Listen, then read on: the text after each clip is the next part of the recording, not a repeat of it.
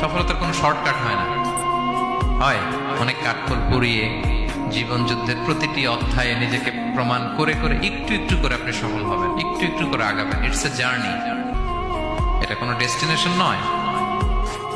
এবং সফল হওয়ার পথ পরিক্রমায় কোনো লিফট নেই, সিঁড়ি বেয়ে উপরে উঠতে হয়। কি বেয়ে? কিন্তু আমরা সফল হতে চাই কিভাবে? ডাইরেক্ট 100 তলায় তো আমি সফল, উপরে সবার উপরে আমি, এইভাবে চাই সফলতাটা। সবার উপরে উঠে যাব, গোল্ড মেডেল গলায় পরাই দিবে, আমরা সাকসেসফুল না। সফলতার রাস্তায় কোনো লিফট থাকে না। কি দিয়ে উঠতে হয়?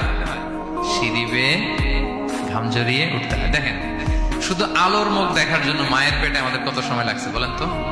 জাস্ট একটু লাইট, হ্যাঁ, 9 মাস 10 মাস সময় লাগছে শুধু একটু আলো দেখবো আমরা।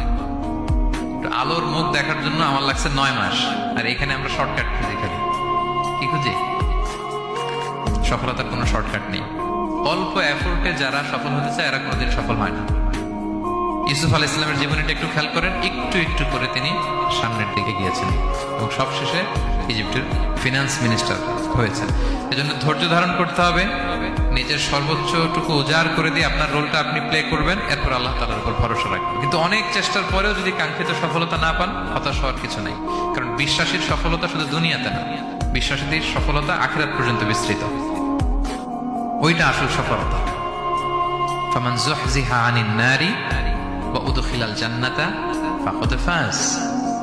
যে জাহান্নাম থেকে মুক্তি পেল, জান্নাতের নিশ্চয়তা পেল, সেই সফল। আমরা যেন সেই সফলতার জন্য অপেক্ষা করি, আমরা যেন দুনিয়া আখিরাত উভয় জাহানে সফল হতে পারি। আল্লাহ তাআলা আমাদের সবাইকে কথাগুলো বোঝার ও আমল করার তৌফিক দান করুন। হাযা মা ইনদি ওয়াল ইলমু ইনদাল্লাহ আলাইহি তাওয়াক্কালতু ওয়া ইলাইহি উনীব। ওয়াসসালামু আলাইকুম ওয়া রাহমাতুল্লাহি তাআলা ওয়া বারাকাতুহু।